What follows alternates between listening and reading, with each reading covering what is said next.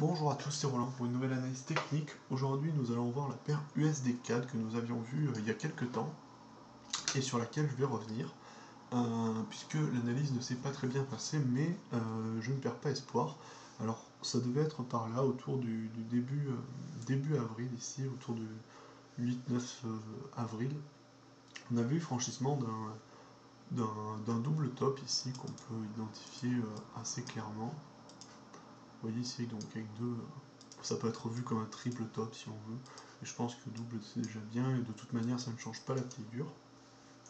Il y avait eu franchissement autour des 1,09, et ensuite, bien malheureusement, on a eu un pullback qui a un peu traîné, avec une forme un petit peu incurvée, qui ressemble un petit peu à une racine carrée ou un logarithme.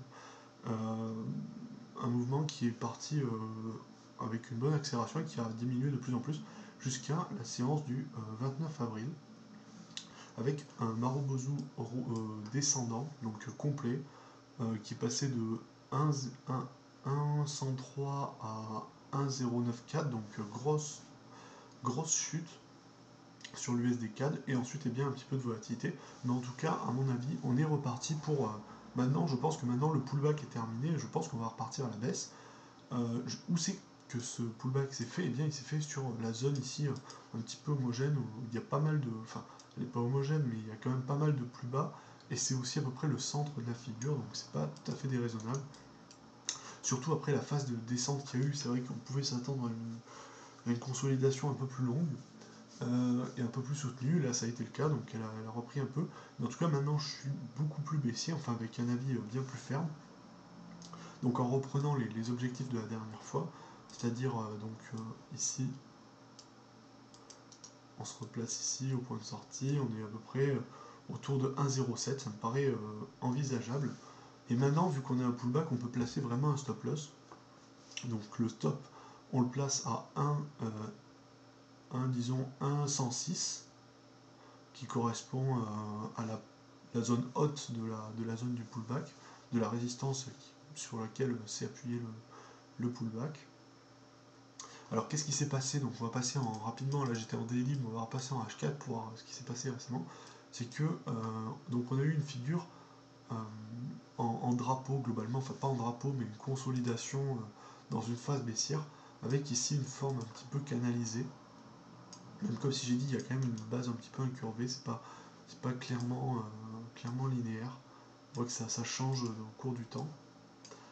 Et en tout cas, grosse cassure. Après ici, donc le 29, 3-4 grosses bougies rouges, pardon, qui ont propulsé le cours. Il a dû perdre en une journée ce qu'il avait gagné en 4 ou même en dizaines de jours. Donc baisse qui est quand même très très conséquente. Et ensuite récemment, retour à plat avec pas mal de volatilité en H4, mais configuration similaire, donc encore une fois quelque chose de canalisé ici, enfin de canalisé, de consolidé disons plutôt, avec à mon avis une sortie par le bas pour la semaine prochaine, donc en début de semaine, passage sous les 1,095, ce qui me paraît le plus envisageable, et ensuite comme j'ai dit, donc scénario jusqu'à 1,07, donc ça fait loin, H4, mais je pense on peut trader d'une deuxième façon, en plaçant un stop autour de 1,1 et en allant jusqu'à 1,085 qui correspond au dernier plus bas ici. C'est un peu au-dessus, c'est 0,86